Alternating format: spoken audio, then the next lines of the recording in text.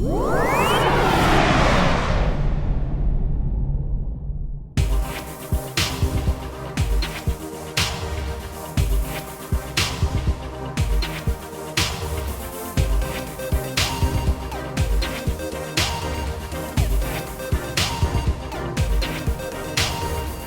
the next panel is going to be on growing together, building resilient economies in Africa.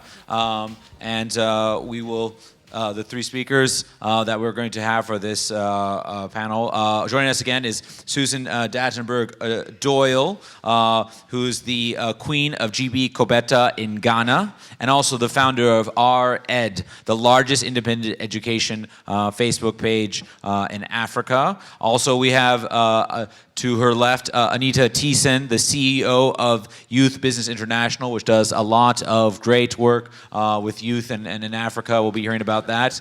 And also joining us as a big supporter of the Commonwealth and the opportunities in Africa is Rakesh Gupta, who is the CEO of Sayan Invest Capital Advisory Limited. Please give our panel a warm round of applause.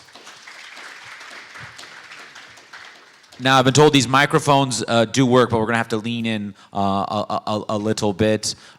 Susan, why don't you start us off talking a little bit about what you do and how you see this particular issue of building resilient economies in Africa. I know that you're not just involved in education a lot, but enterprise as well, and starting SMEs in the African context. Thank you very much, and I'm delighted to speak to you today. I give a very, very short outline of what happened. I'm basically by education a psychologist and used to teach at Heidelberg University. I then got by accident, as life goes on, into setting up schools in Ghana and building them and running them, very complicated and time-consuming. But what I realized was that really teaching reading and writing is at a base level quite easy. So up to reading level 8, let's say 8, is straightforward, and most teachers can actually teach it. Where it really becomes very, very complicated is to make the transition from basic reading to the reading level that we find useful in our daily life, for example, doing bank accounts or running businesses or reading contracts. And what I found with my school is that there was no relevant reading material in Africa. Most of the books they had was books probably donated from the UK, sent over with white kids playing in London as a picture on the background. And most Africans would not find this relevant or useful. What I then thought of doing is, and I was in Sierra Leone at the time, was I read. I thought, what about the Ebola crisis, and if I put the whole thing on Facebook and rewrite a basic dictionary what Ebola is on Facebook. And what I realized was, what I noticed, within a week 70,000 people read it and got excited about it. And this has now put me on the path of, on social media, if I really exaggerate in a Trumpian context, rewrite Wikipedia in an African context. So what do? We write on anything from law, finance, ecology, human rights, culture, sport, and we write it as if the borders of the world stop at the African continent. So we only write everything is relevant to Africa. We have done it now for the last 5 years. We are, with a significant margin, the largest social media page, independent. We have 350 trained authors who rewrite modern stuff. And we have 7% of all African social media users use our platform daily. So if we send out a message this week, 7 million people will read it. What we find, our title, our company is called, or page is called Right for Education, or RAD. But really what we are is much more interested in getting companies now into Africa, because we feel that, for example, if you take bank accounts, people use bank accounts in the most basic way, but if they want them to use bank accounts in a more intensive and contextualized aspect, then what you need to do is explain what other things you can do in banking. And so we are the platform which teaches people of additional opportunities, be it in banking, be it in environment, be it in human rights, be it in any context you'd like to have. As a side effect, what we find is that because we put so many postings out, so far 2,000 in the last 5 years, as I said, times 7 million people, times 45 countries, is that we might have the largest research on up-to-date, on-the-ground attitudes towards values and opinions in Africa.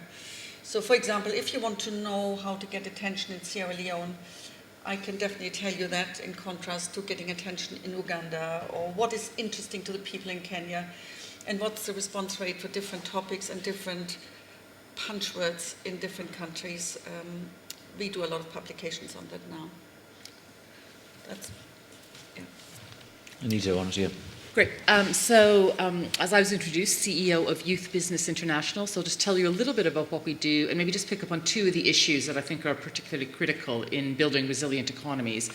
So Youth Business International is a global network of organizations that support disadvantaged young people to start and grow businesses. We're now 54 members in 48 countries. 12 of those are in Africa, very dynamic community we have in Africa. All of our members provide an integrated and long-term suite of support to young people, so entrepreneurship training, mentoring, access to finance, and other services. And we've learned over time that that's the most effective way to support young people. So what I'm saying today is based on the experience of our expert members on the ground and the young people that they have supported. I think you've heard already this morning, particularly from Gail, but also a bit from Charles, that there are, the statistics when it comes to young people are huge in terms of, being the vast majority of the population in Africa very soon, that the number of jobs available in any given year are hugely inadequate compared to the number of young people entering the workforce every year. And that means that there's a lot of young people who are either unemployed or underemployed in the continent and looking for ways to actually make a living. And they do have energy, they do have talent, and I think harnessing that is critical for future success. I think there's 4 areas that I wanted to highlight. They're about education, entrepreneurship support, kind of inspiration from African successes, and then some kind of perennial problems and new opportunities. But I think to start with, I'll just pick up on 2 of them, because education has already, it's an overarching theme, but it's already been highlighted this morning, including by my colleague. And I mean, I have lost count of the number of times I have spoken to young people, not just in Africa, but in Africa, who are really clear that the education that they're receiving, either at secondary level or at technical and vocational level, is simply not preparing them for the economies that are emerging and changing rapidly around them. And I believe strongly, there's obviously a whole debate around quality and quality of teaching and so forth. From the perspective of young people who will have to very often go into the world and create their own jobs, we believe very strongly that the need to make sure that a level of entrepreneurship training, or the skills that lead to an entrepreneurial mindset, are really, really critical in that education. And that particularly for technical and vocational education, not to have relevant training in terms of the technical skill, but also help people to understand how do you take that skill and turn it into a business that's actually going to not just employ yourself, but create jobs for others. And obviously, education is not simply about making somebody an economic actor. There's wider, social development points around it. But where those 2 intersect is in what is known either as human skills or soft skills, the kind of the non-technical skills or non-fact-based knowledge. And at YBI, we've done some research, and we're currently building a soft skills curriculum for use by our members, which looks at a whole range of interpersonal skills, the kind of creative problem-solving skills, how do you manage information and risk, and how do you develop a growth mindset. And we believe those are skills that will not just help young people who will want to set up businesses, but are actually really fundamental skills that will help people to navigate a changing world, a changing economy that you don't quite know what it's going to look like in 10 years.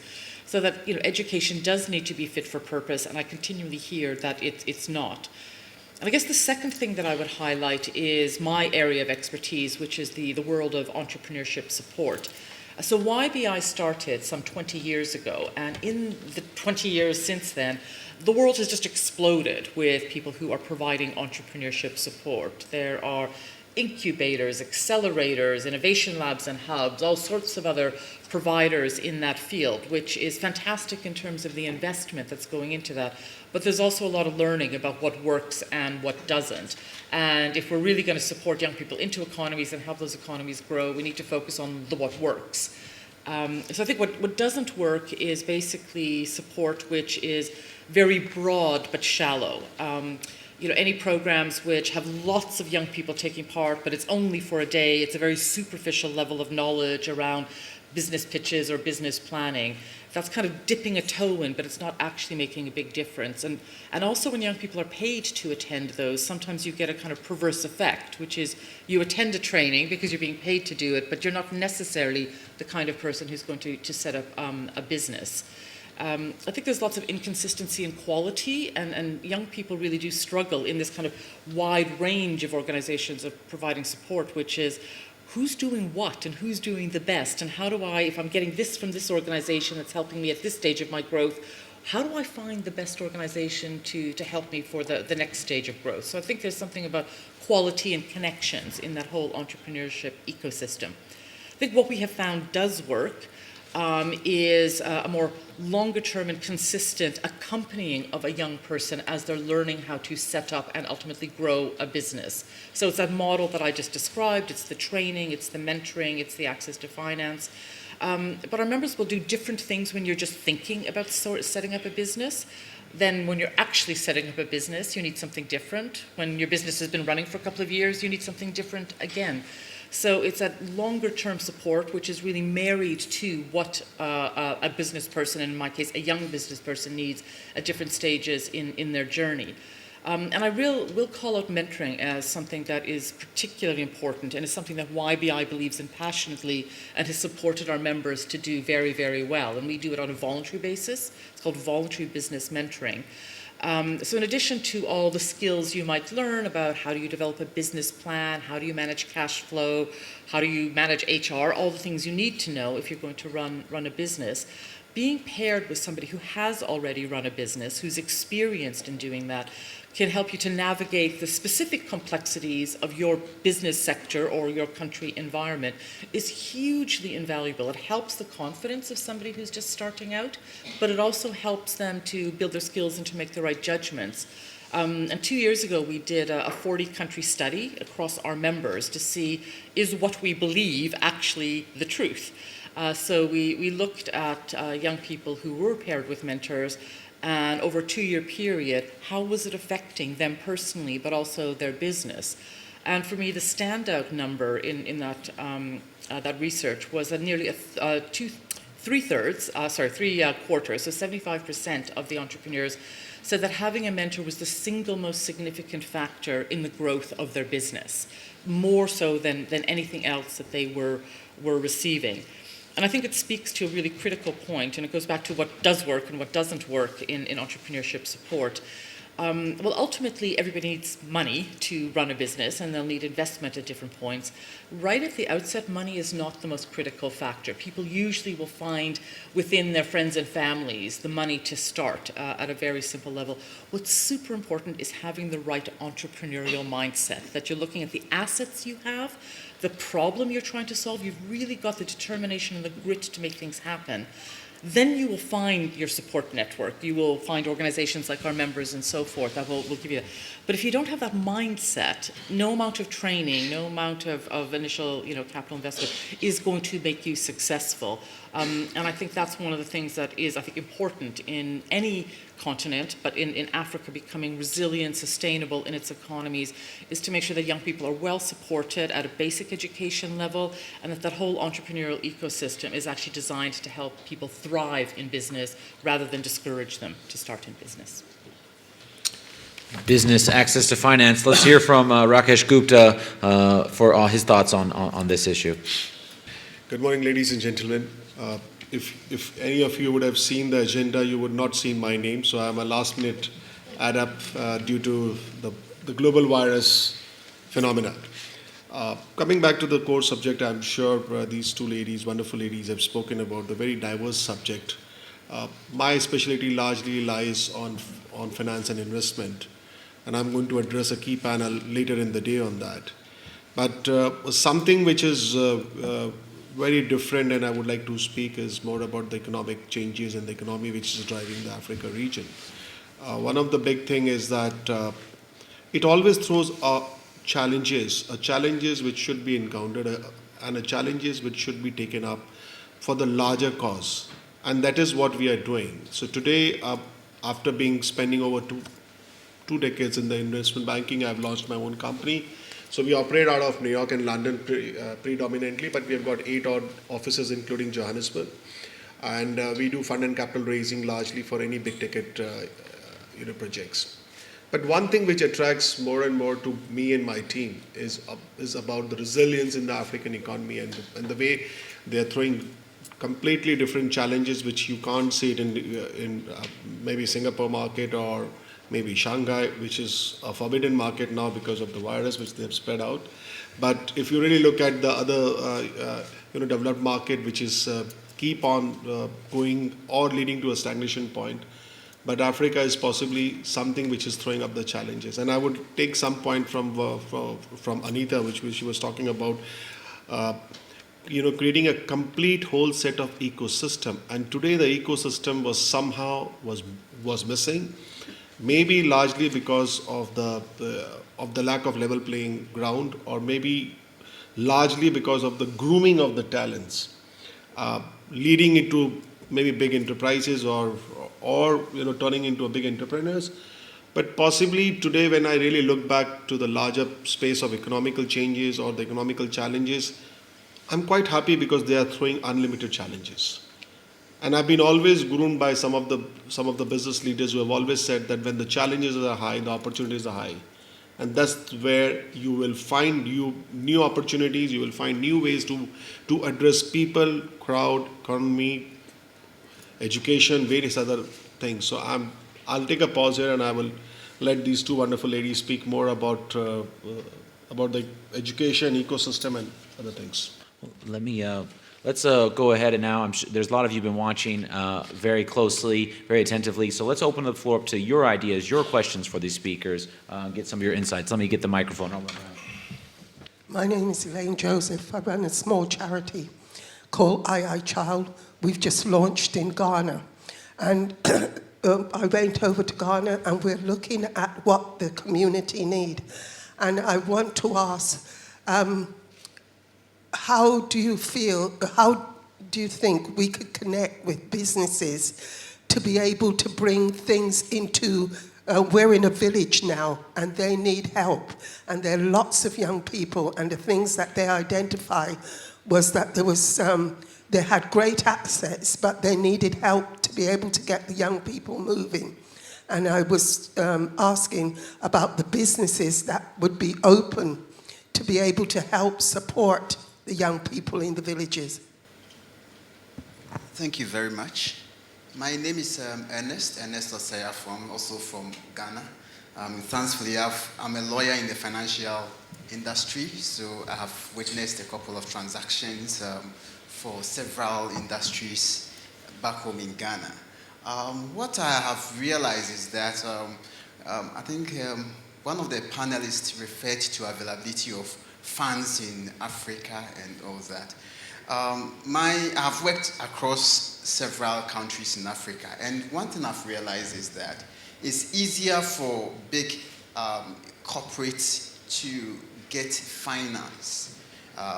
The big corporates like MTN and the rest, it's very easy how you see the banks chasing them with all manner of facilities. But when it comes to starters, I think, which is the focus of this forum, you realize that it's very difficult for them to access funds because even the banks who call themselves SMEs hardly will advance funds to starters and people with little assets to secure improper funding. So it's very difficult for them. And that's why sometimes it becomes difficult to see these entrepreneurs grow, because to grow you need capital.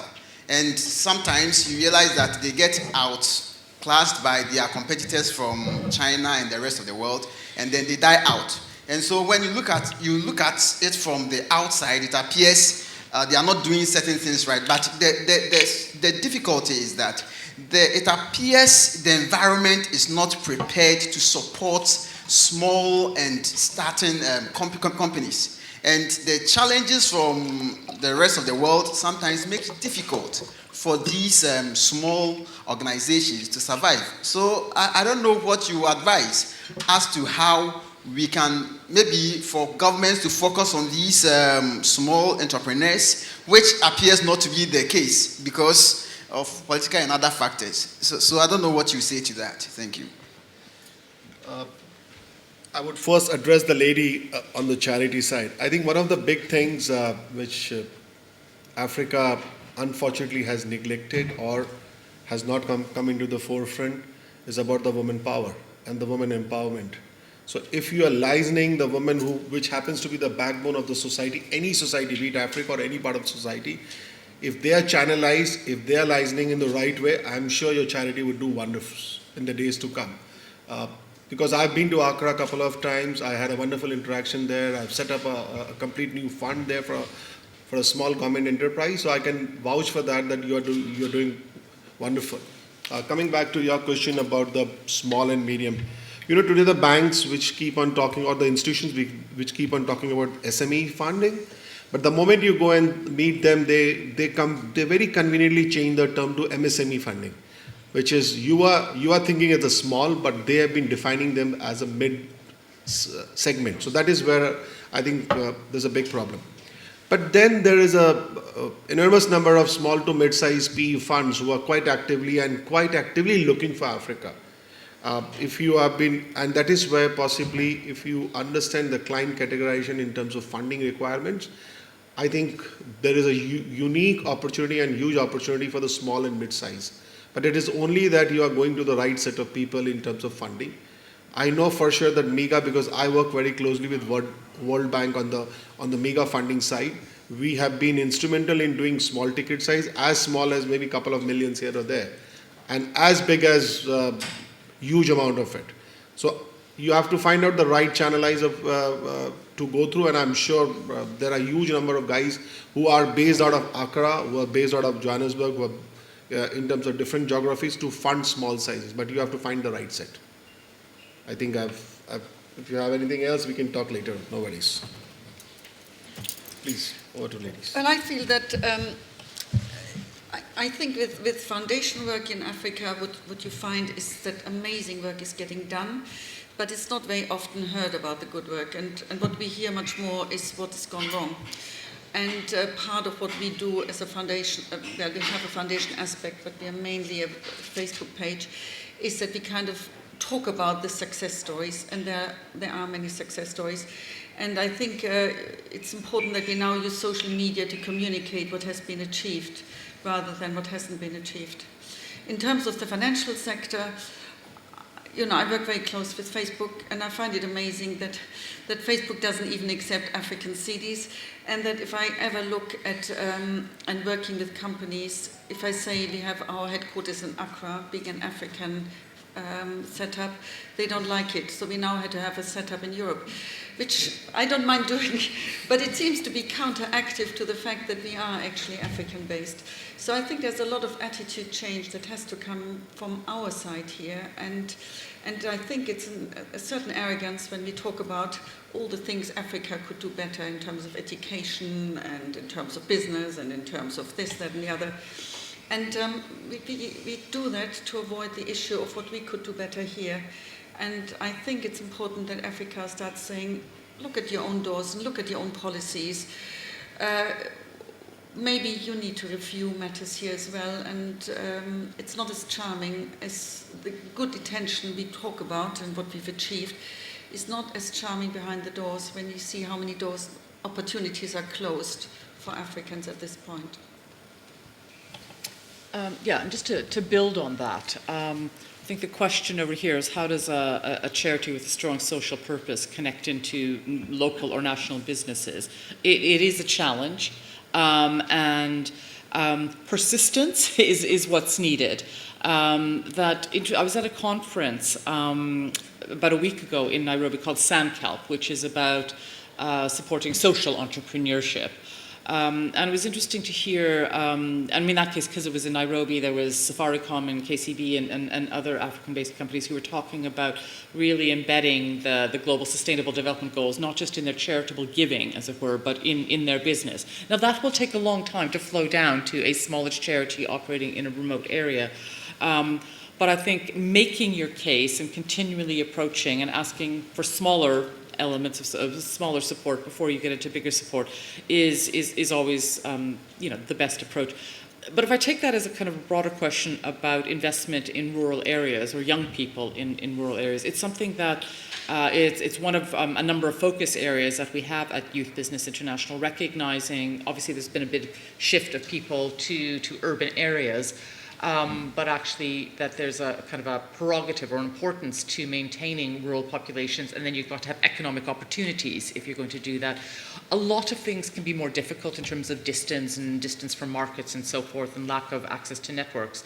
But some very interesting work has been done by building community networks of young people, but also helping to change mindsets within some of the across the generations in those communities about looking into new business segments can actually be viable and so forth.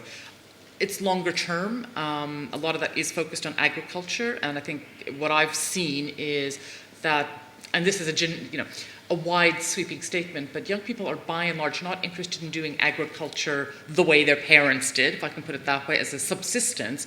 But I see a lot of energy and a lot of interest in doing it differently, really looking at how do I add value to my product? How do I use digital or e-commerce or whatnot to connect to different suppliers and whatnot? And unfortunately, I can't remember her name, but there was this amazing woman who was speaking at this Sancal conference who has set up a number of businesses, largely in the agricultural processing area. And really looking at the opportunity for those value-added products and to really show that African produce and products are as high a quality as those in other areas. So it's a long-term game, but there's a mind shift. On the financing question, for the kinds of entrepreneurs I'm talking about, young micro-entrepreneurs, probably the first investment they need is like $1,000, then maybe it's $5,000, then maybe it's 10. So we're talking very, very small sums of money. And the reality is that usually that will come in the beginning, either through friends or family or people that will invest in you personally or through some sort of grant funding. The most interesting things that I've seen, let's say you're now looking for, 20,000 or your revenue is 20,000 or you're starting to grow, but you're still not, at the size that a commercial investor is going to invest in you. At that point, really, I have found the most effective thing is for kind of socially oriented organizations or socially oriented finance organizations to start bridging those gaps. So there's obviously a lot of microfinance organizations, and there are challenges with those, but they target people who are at lower income levels. But also, for example, one of our members in Uganda is currently doing a pilot, which they've tried in one or two other areas, on working with a microfinance provider specifically to adapt their lending procedures so they can invest in young smallholder farmers, where the real issue is that the growing season is cyclical, and therefore your need to spend and your ability to earn is cyclical as well. So when you've got intermediaries who actually understand, as it were, the young entrepreneur or the lower income entrepreneur circumstances and help mitigate some of the risk that the financial institutions might undertake, that is helpful. There's a much bigger project that was taking place between the bank JP Morgan and under the World Bank, the IFC. It was billions of dollars, but really working across a range of countries with government banks for them to develop a different approach to looking at women as people who would receive debt funding in this case. And trying to develop different risk attitudes, different tools for risk assessment, but also if one of the issues is that a lot of the women that were coming in and looking for debt financing just didn't have the normal kind of collateral that banks were looking for, looking at kind of more revenue-based, cash-based approach to that. So some of it is you're looking in your local community, but then having intermediators who are helping to think differently about financial support and how that can be made to work for the entrepreneur, but also fit with the kind of the risk and profit profile of the lending institutions.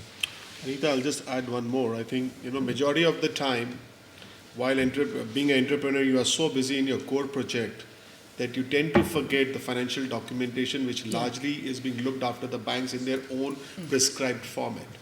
Now, to expect that one would be expert in all the things in the world, it's completely not possible. So possibly you are very good in your core project, maybe a tech fund, maybe a tech project, or or it could be anything. But there's a need where you need to interact or engage with a complete financial advisory, which will build up your financial case for any investor. Now that investment could be anything between 20,000 to 2 million or 200 million. As an investor, he needs to understand certain financial documentation in the prescribed format. So that is where I would suggest is that if you engage with any financial advisory firm in your own capacity, that will help up your case in terms of getting finance easily. But I think that is overall for the entrepreneur in Africa a complicated issue, because a lot of we've done quite a lot of research on it, and there's the amount of potential inconveniences is just much higher than in Europe. So the transport is not as good. The financial advice you can is not as good. In remote areas, most of the knowledge shared is quite difficult. And so I guess in order to get the right kind of information there, you would have to go into a capital. Otherwise, it's not doable in the countryside, which is unfortunate. Let's take another round of questions, starting over here with Ayo Obina, one of our speakers later on. Actually, this is more like trying to address the issue of financing that was raised by the gentleman out there in terms of smaller entrepreneurs accessing funds. I am not sure if his position is totally correct or where he's coming from, when he's talking about Ghana and things like that. I'm aware, for instance, that in Nigeria there are lots of windows that do come for small-scale entrepreneurs and what have you, especially from the regulators. I think there are two critical things we have to look at, and I've seen this working in a bank for close to 25 years. The fundings that banks give out is basically taking funds from the deficit income unit and giving to from the surplus and giving to the deficit. So these funds are meant to be returned. Okay, the credit bureau system in Africa is very weak. So what you get is a whole lot of times bankers scrutinize your basic documents and they cannot really work out if these fundings will come back based on what your thoughts are. Now, because my duty is to ensure that I lend to you responsibly and make sure I get that funding back, I want to walk through that proposal. And a lot of times they are weak. Now, because the credit bureau system is also weak, what you get is that person A could go to a particular bank, get some kind of funding, and the facility goes bad. Then it moves to bank B, and you can run on like that. Now, it doesn't work like that. What has happened in Nigeria, for instance, in 2019 is that the central bank governor has come up with a policy that says 65% of every funding that a Nigerian bank mops up must be loaned out. So it means basically you have a loan to deposit ratio of 65%. However, ab initio, when you go to a bank to borrow money, you will sign off on the offer letter that whatever deposit or investment you have in other institutions, if there's a default in bank A, will be used to pay it off. So basically what happens is you go to bank A and you take say £1,000 facility. It goes bad, then you move to bank B and you take £500, and then you go to bank C and you get this and that's the bane of the industry. So what they've said, hang on a minute. So what they've said now is, if you go to, so you're beginning to get more responsible borrowers, okay? One, I'll go through that proposal to see the little, because investors are a bit more optimistic.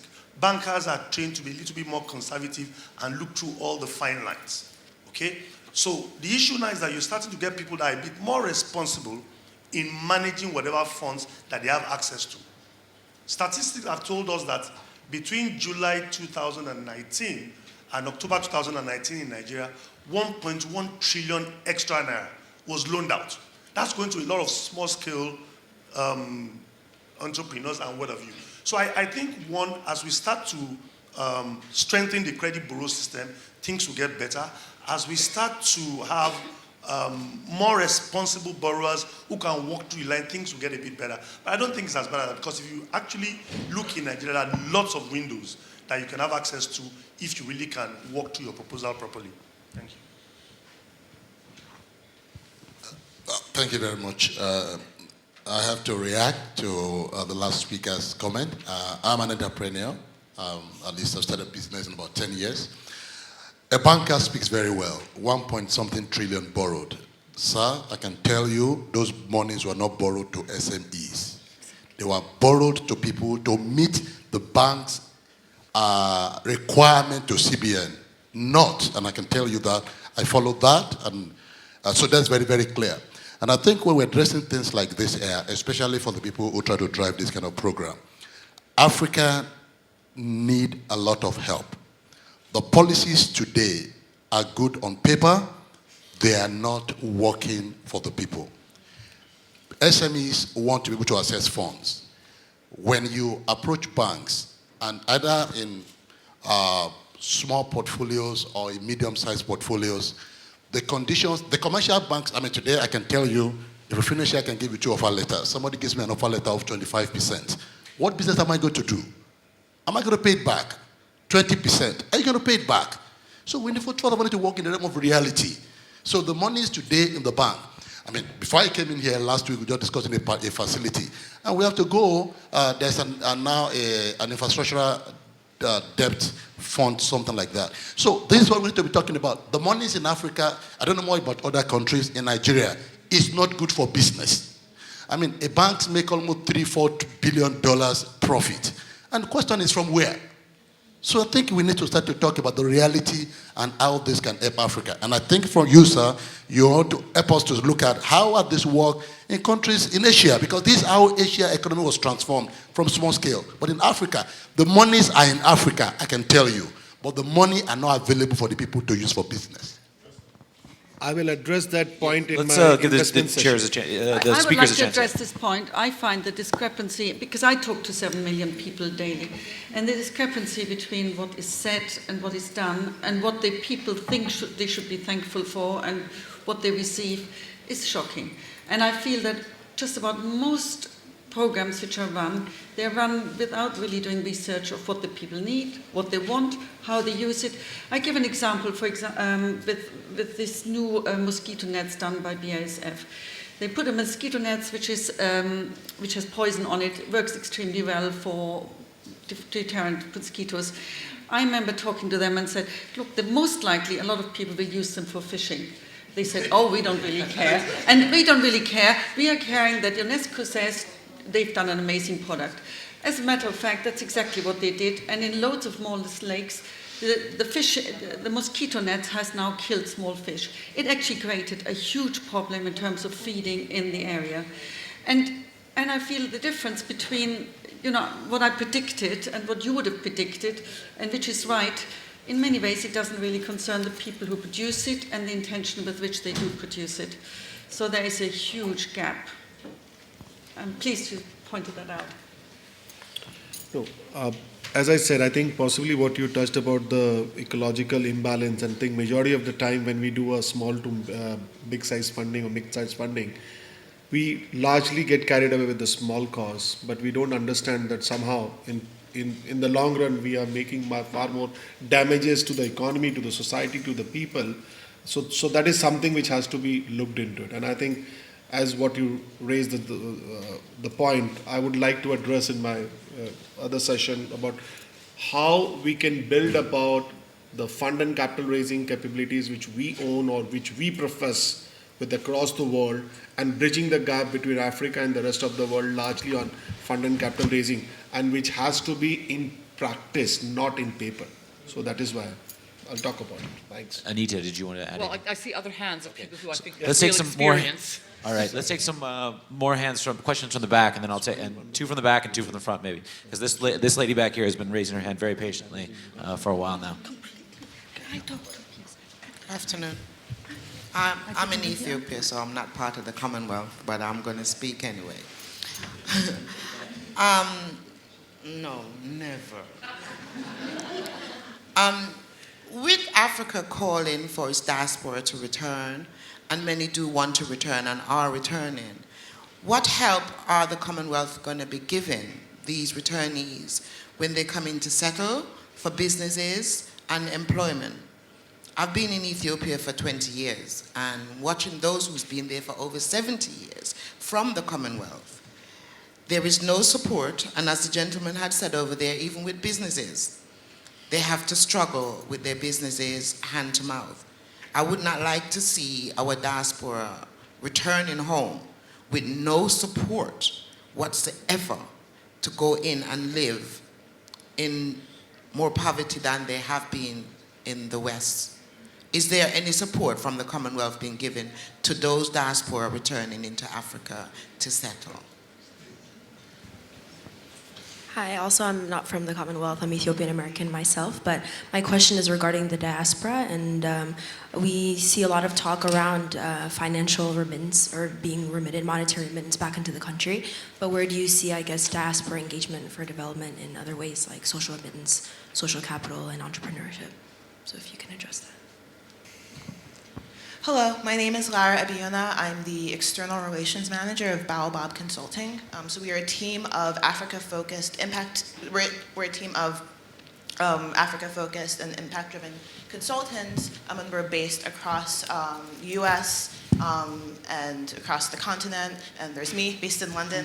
And across our array of services, we are passionate about bringing like-minded leaders and change makers together for equitable collaboration and intercultural learning. So specifically, I want to ask about entrepreneurs, because we are very passionate about working with entrepreneurs, and specifically business-to-business opportunities for young entrepreneurs. So I know that there's a lot of different conferences for SMEs that want to travel and have matchmaking sessions with each other. But for young entrepreneurs that want to expand beyond their immediate startup ecosystem in their own city and want opportunities to travel and to meet other entrepreneurs, where can they find the support? Where can they find the financing and the ability to travel and to make some of those things happen? Thank you. Thank you very much. My name is Soji Adeni, and I used to work for the United Nations. In fact, I retired after serving as the chairman of the pensions fund for the global UN. I had a portfolio of about $55 billion US, but the rate of return on that investment is only 3.5%. And that was the only way that fund could be grown, and consistently and sustainably over the period. Now, bankers who are all over the place trying to get attention of the small and medium enterprise have a completely different understanding of what it takes to run that type of business. You cannot give a 2-digit loan to SME and expect that they will happily pay back, because there is no consistency in the returns that shows that they can make profit that that margin can come with. The recent CBN, I speak specifically for Nigeria. I've been back in Nigeria since 2015, trying to help small and medium enterprise understand financial transactions and access to capital. I sit on the board of a couple of angel investors myself. In fact, just as you were speaking, somebody just sent me a note saying someone wants ₦1 million and is looking for one-on-one. I mean, you might think that's such, but that's the kind of challenge that we have in Africa.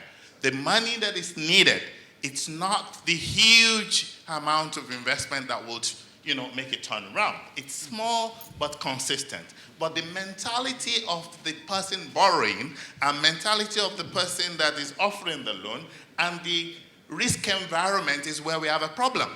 The risk environment is such that I can borrow money as Soji Adeni, move to Joseph and borrow money as Ade Adeni, move to him and borrow money as Wale Adeni. I'm still the same individual, and I can borrow in 3 different banks with 3 different names, and they will give me the money because there is no central system or database that can actually say Soji is defaulting loan A, B, or C. So you don't blame the commercial banks because they need to do their due diligence to know that they're dealing with you. So when they give you a 25% loan, they're already building the default ratio into it in such a way that at the end of the day, they've made up that money in the first 2 years of giving you the money while you think you're paying back, but they've actually made their single-digit returns, and then they leave the rest to risk. Because most times, experience has shown that in the first 1 year, 2 years, people are happy to pay. I'll give you a specific example again. The recent Anchor Borrowers Program for rice entrepreneurs. They call them agropreneurs. It looks very fancy on paper. I attended one of their conferences and I just left the room. 70% of the people in that room cannot read or write. They do not even understand the terms of the contract. I was therefore not surprised 2 months ago when they took 78% of the farmers to court that they have not refunded the 1.5 billion naira loan that was advanced to them in 2018 when, this Anchor Borrowers program came on board. Now they cannot find them. They took people to court that do not have addresses. They took people to court that do not have guarantors. So tell me how 1.5 billion from the central bank is going to return and then they can give it to another anchor group. It's not possible. So that's the kind of challenge that we have in Africa. We need to sort out those infrastructural systems first before we begin to campaign that what is available in Asia is not available in Africa. The second part that we need to consciously think about is how do we, and that's where you guys in the diaspora comes to play, how do we begin to think entrepreneurial along the social investment cycle, where it is not profit-driven, but is value-driven, where it is not bent on, it's not for profit, but not for loss. You're going back there knowing that whatever you do will give you rates of return that pays your bills, but not necessarily one that turns you to a Dangote or to a Dantata overnight. It's not going to happen because we just don't have the infrastructure that will make that happen. And I think until we begin to think like that as diasporans, going back home with that mindset that I'm going to give value, I'm going to make money out of that value to pay my bills, but it's going to be based on a social investment basis that will put food on the table for Africa, put health on the table for Africa, put access to information on the table for Africa, not necessarily to make you a Bill Gates. Thank you.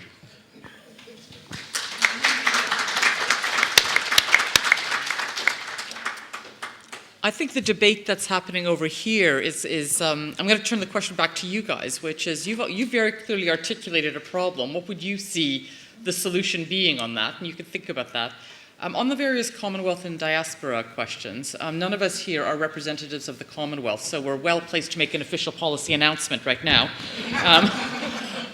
Yeah, so I don't know what the Commonwealth as an institution is thinking of in terms of supporting, returning, diaspora members in terms of entrepreneurship or other, entry of access. Others may be able to speak to that. But on the wider question of, the energy of the diaspora, how can it not just be financial but wider? What are the other assets that diaspora bring? We've been hearing, throughout this conversation, which is obviously there's an issue about access to finance. There's also an issue about access to networks, access to knowledge, and so forth. So I think if people have been successful in other countries, in other spheres, to bring that knowledge and those connections back to whichever country you have come from initially. I think that is hugely helpful because part of the answer to the question about how do young people get connected to the networks and the conferences where they can meet investors and so forth is there's never, if you're thinking entrepreneurially, you're never going to have one single streamlined system, to do that. I think there are some efforts about how can you better coordinate different elements of the ecosystem. There are different events that are particularly looked at connecting entrepreneurs with potential investors as well as others who are in that space. There's obviously, a role for some of the digital platforms to do that at a very low cost, and again, some very interesting developments. People who are social entrepreneurs themselves, who are building those kind of platforms, and again, some successful entrepreneurs who are sharing their learning with others and building connections. So I think you've got to seek them out. There are more happening. There is no kind of single source that you can go to for that. But from some of the stories that I have heard about people, the young people that our members support, is they get huge inspiration from people from either their country or elsewhere in the continent who are being successful within the continent or elsewhere. And those are the people that they're looking for example. And those are the people who probably then have the networks and the clout to kind of open those networks up to other people as well. And I was just going to pick up on your point about social entrepreneurship. There are other networks or organizations that focus very, very specifically on social entrepreneurship. So the businesses have to have a stated social purpose, and their return is a social return, as it were. In our network, we're agnostic in terms of the business sectors or the businesses that young people set up. But what I have found is that whether the business states that it is a social enterprise or not, there is a huge social driver behind a lot of the businesses that are being set up. That fundamentally what you've got to do in setting up a business is identify what's the problem you're solving. Why are you going to have customers? Who's going to want whatever you're doing? Is the drive is incredibly social. And if I just think of, each year we do a Young Entrepreneur of the Year award. We had 30 people that we looked at. There was probably only one of those businesses that I could say did not have some sort of a social drive, whether it was, an engineering or an agricultural business or, something a bit more in the hospitality area. Everybody could see there was a wider social implication, which might have been creating jobs for women, might have been addressing an environmental issue and so forth. So I think that is also something that can be tapped into and recognized that these things don't need to be narrowly defined, as in your business has to be addressing a stated social problem in order to get this kind of support. Young entrepreneurs are thinking that way. Well, I think we have a huge social network, and we get hold of people. We do that on behalf of companies for the rest of the world. We've just done it for an education platform, and within a week, 160,000 people applied for the program. What I find strange is that not more people come to us and say, let's tap into the African market. Let's find somebody who's really good at, weaving or making a chemical product or pharmaceutical or soaps or whatever it is. And, this network exists. And obviously we can be found. So companies who want to sell fast movable goods approach us all the time. But what we are more interested in is getting people to work and coordinate it and find a product. And I'm very surprised in particular that foundations or education sites or banks do not tap into our enormous network of getting hold of the people you're looking for. And this can be done now instantly. And it's not everybody keeps saying, we don't know who it is, and it's expensive because we have to get boots on the ground. You don't have to get boots on the ground. People are there, they can communicate, they can show us by GPS where they are, they can show us in real time what they've produced. We know these people, and we know them, and we interact with them, and we talk to them on a daily basis. There's no excuse to not start business in Africa. There is no excuse. But the people who I'm most like to be approached by are the people who least approach us. And but we definitely found, because we do get approached daily. On a different thing, I think Ghana has done an exceptionally good job of getting people from the diaspora back into Ghana. And I was in Accra last December. It was phenomenal, the atmosphere there. And I think the people from the diaspora have brought in an energy into the country which is just so appealing and so charming and so impressive.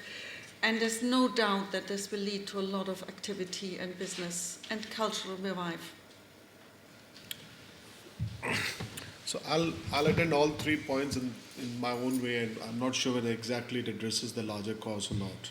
In terms of diaspora, I can very well understand and I can feel it, because I also come from Indian diaspora. So when I have to go back and I have to build up the thing, I have seen how actively we work on that. But while the onus, we always believe that the onus is on the government to facilitate the things. but sometimes the onus lies on us also to ensure that what are we doing in terms of the larger cause of the country. And I would suggest that a couple of the things me and my company has been doing for the government is something which promoted or prompted the government to include us in their various programs. So possibly it could be 1%, 10%, 20%, possibly you want to demonstrate something which you would like to contribute to the country in your own little way. I'm not sure whether $5, $10, $20 or $200 or $200 million makes a sense, but I think somehow where the owners or where you take the own accountability to deliver it, I'm sure the government will walk more than half the way. About the social impact of it, fortunately I'm on the World Bank panel on ESG and social impact speakers panel, so I go and speak all across the world on ESG. I think, and possibly one of the big reasons is that I have personally done a social impact investments in one of the prominent African countries, where I have created a complete new ecosystem where the money generated has been reinvested in the forum where the new generation gets the benefit. So that is a complete case study which has been picked up by my alma mater, which is Wharton in Columbia. I'm a Wharton Columbia graduate. So they have picked up my case as one of the success case, how I have created a complete investment architecture and how I've developed it. So possibly that is something I can talk later on that. About you, sir, I'm sure I can feel the part of it when you said about the farmer being the UN pension fund chairman, past chairman. Managing 55 billion funds, and possibly I can relate because at the age of 39 I was managing $42 billion, leading one of the most affluent family in the world and including setting up their Africa desk. So I can relate very well on that. But largely I think I'm addressing your point where bank is playing a catch and mouse game. Being a banker for over 2 decades, I can tell you is T+3 model, which is about my money should come back in the least possible return in the 3rd year, and then I will pass on the blame to the investing, saying that it is you who failed it. But possibly I will create my balance sheet in such a smart way that I have ensured that my least possible, which is LIBOR plus few basis point here or there, my returns are there. And sometimes I think this is where possibly I was addressing the larger cause. Being an entrepreneur, please engage with the financial advisory guys. They may not cost you too much, but involve them because they know that subject better. They can tell you where is the risk to take you down, where is the risk to take your opportunity, or where is the risk to take your enterprise. Sometimes we don't read it. We always in that apprehensive world is that if I'm engaging a advisory firm, they'll charge you exorbitant money. No, it's not like that. You can build upon that. But if you engage with them, not only it will help you to mitigate your risk, but it will also help you to open new small to mid-sized doors, which could be the possible of what Anita was talking about, friend and family, and then the social friends. But beyond friend and family or social friend, you need a complete different channel to scale it up. And scaling it up is something which is not into the habitual practice of entrepreneurs. This is what we need to understand. We always run to set up things. Now setting up things is a game of T+2 or T+3. After T+3, which is 3rd year, you need to play the big boys game to scale it up. Otherwise, your opportunity will restrict to maybe Accra or maybe any other place in the Africa zone. So start building it up, use the social platform, build up into the larger network, and only social cause will not deliver the larger result. Social cause with demonstration of prudence, application of money helps you to reach higher. So this is where I take a pause. Thank you. All right. And let's give all our panelists a round of applause here. I think we're going to leave it there.